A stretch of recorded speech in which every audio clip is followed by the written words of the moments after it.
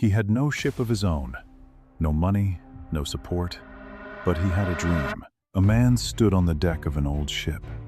Cold wind hit his face. Gray waves crashed around him.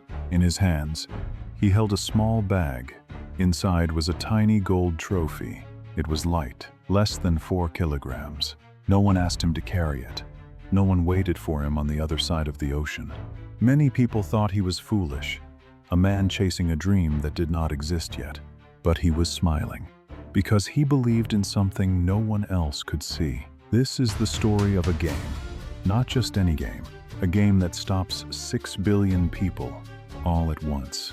A game once played with a grapefruit inside a sock. A prize once thrown in the trash. A prize once saved by a dog. A game that makes the whole world speak one language for just 90 minutes. Why does this simple game have so much power? If this story touches your heart, stay with us. Let's begin. The man on that ship was Jules Rimet. He was the president of a small organization called FIFA. The year was 1930. He was sailing toward a small country called Uruguay. He believed something strange, something almost impossible. He believed a game could stop wars. He believed that when nations played on a field, they would stop fighting on battlefields. He had no proof of this, no science, no promise. He just believed it, deep in his heart. Only 13 countries agreed to join him. Just 4 of them came from Europe. Rimet wrote hundreds of letters. He made phone calls. He traveled from country to country, begging football leaders to join his dream. Most people said no. The world was tired. Money was short. The Great Depression had crushed economies everywhere. Nobody had time for games. But Rimet kept going. Could one man's crazy idea really change the world? He did not know the answer, but he kept sailing anyway. What he was carrying was more than a small gold trophy. It was a question. Could a simple game truly unite the whole world? The answer would take almost 100 years to unfold. And it starts long before this ship. It starts on a cold afternoon, far away in Scotland. Let's go back to November 1872, a cold, gray afternoon in Glasgow, Scotland. 2 teams walked onto a muddy field. One wore dark blue, the other wore white. England against Scotland. About 4,000 people stood in the cold to watch. The final score? 0-0. No goals, no excitement. By today's standards, a boring match. But it was the very first international football match in history. 2 rival nations did not use guns. They did not use angry words. They used 11 players and 1 leather ball. It was a small spark, but small sparks can start big fires. Slowly, the game spread.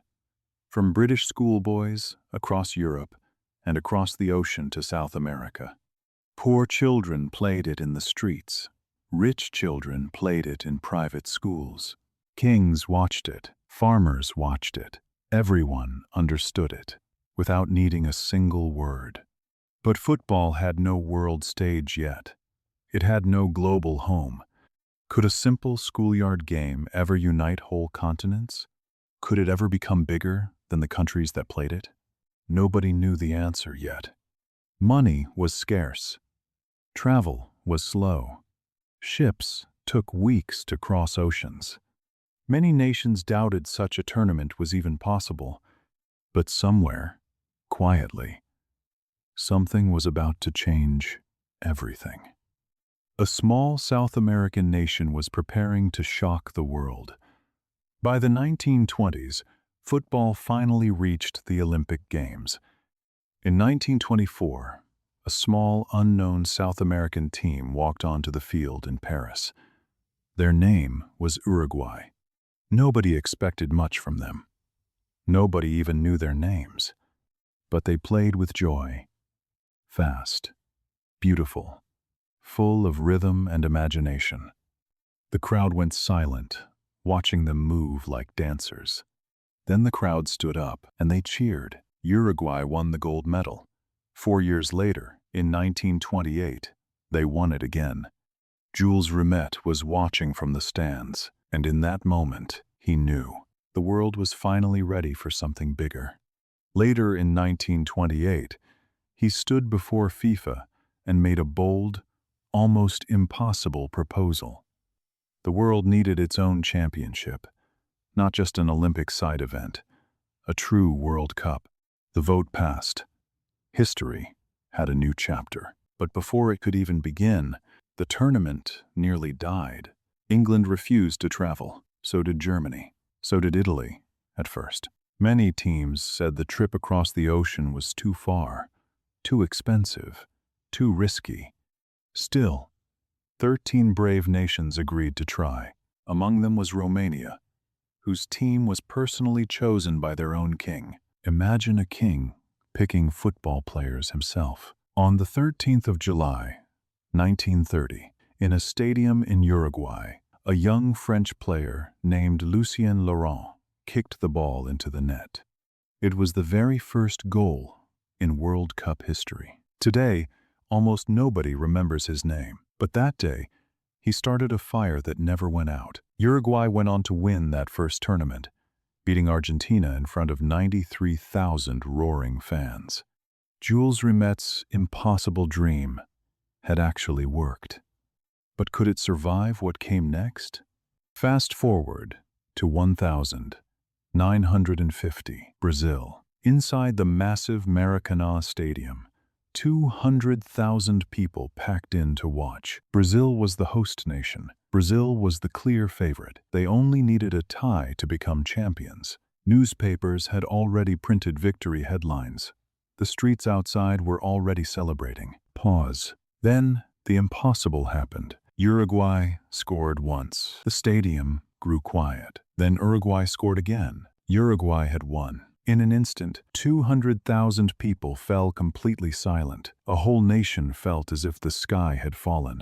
They still call that day the Maracanazo, the great shock of the Maracanã. Years later, one player joked that only 3 people had ever silenced that stadium alone: a famous singer, the Pope, and him. This moment taught the world something important. In football, no giant is ever truly safe. No victory is ever fully guaranteed. But heartbreak was not the end of this story. It was only the beginning of a new one. In 1958, a 17-year-old boy boarded a plane to Sweden. He grew up so poor, he practiced by kicking a grapefruit wrapped inside a sock. His name was Pelé. He scored twice in the final. Brazil became champions for the very first time.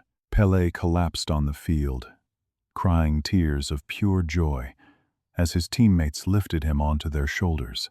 Could a boy from poverty really become the greatest player alive? He just did. But Brazil's story was never about one man alone. In 1962, Pelé was injured early in the tournament. Another player rose to carry the team. His name was Garrincha, meaning little bird. He grew up with legs that doctors said would never work properly. Yet he became one of the most magical dribblers the world had ever seen. With Pelé gone, Garrincha carried his whole nation to a second title. By 1970, Brazil played football so beautiful, the world gave it a special name: Jogo Bonito, the beautiful game. Years later, in 2010, one small pass, one perfect touch, changed everything again. In the final minutes of the final match, a Spanish player named Andrés Iniesta received the ball deep in extra time. He did not panic. He simply struck it, calm and clean, into the net. Spain became champions for the very first time in their history. Sometimes, one quiet moment can carry the weight of an entire nation's dream. And through war, through theft, through fear, this game refused to die. During World War II, one man hid the actual trophy under his own bed for 3 years. He wrapped it in old rags and placed it inside a plain shoebox to protect it from soldiers marching outside his door. Years later, in 1966, the trophy was stolen again, this time in broad daylight in London. It was not found by the police. It was found by a dog sniffing quietly under a garden bush. You cannot really steal this trophy because it never truly lived inside a box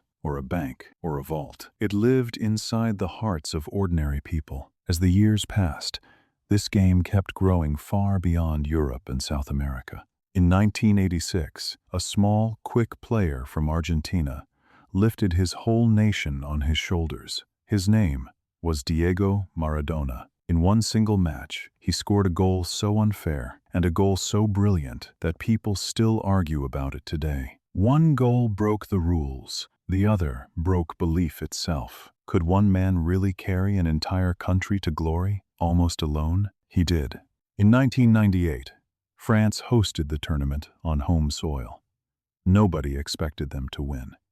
But a young team, built from many different backgrounds and cultures, shocked the world and lifted the trophy in Paris. For one single night, an entire divided nation stood together as one. In 2014, Brazil hosted the tournament on its own home soil, in front of its own passionate people. In the semifinal, everyone expected a close, tense battle. Instead, Germany scored again and again and again. By the end of the match, Germany had scored 7 goals.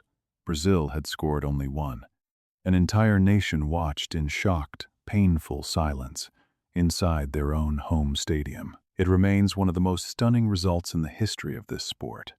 Football does not care about history or pride or expectation. On any given day, anything can happen. For 2 decades, 2 men stood above everyone else in this sport. Lionel Messi from Argentina, Cristiano Ronaldo from Portugal. Millions of fans argued for years about who was truly the greatest. Ronaldo built his body like a machine. He trained harder than anyone, chasing every single record. Messi barely looked like an athlete at all. Yet with one touch of the ball, he made the impossible look simple. Ronaldo had already lifted a major trophy for his country, but the World Cup, the biggest prize of all, kept slipping from his hands. Messi felt the same painful story, final after final. So close, yet never enough. Then came 2022 in Qatar. Messi was 35 years old. Many believed this was his very last chance. In the final match, his team fell behind, then tied, then fell behind again. But Messi refused to stop believing. In the end, his team won. After 18 long years of trying, Lionel Messi finally lifted the World Cup trophy above his head. Could one man's patience truly outlast an entire lifetime of heartbreak? His story proved that it could. Africa fought hard for its rightful place on this world stage. Asia hosted its very first World Cup in 2002. South Africa welcomed the whole planet in 2010 to the deafening roar of thousands of vuvuzela horns. Then came 2022. In a small country called Morocco, a team from North Africa did something no African team had ever done before in history. They defeated giant after giant. They reached the semi-finals. Their star player, Achraf Hakimi, was born to a mother who cleaned houses so her son could simply play football. When he scored the winning goal against Spain, he did not run toward the cameras. He ran straight to his mother in the crowd, and he gently kissed her forehead. That single moment was not only about football. It was about love, about sacrifice, about quiet dreams that finally come true. Could you imagine carrying that kind of love onto a field in front of 90,000 strangers? And now, we stand before 2026.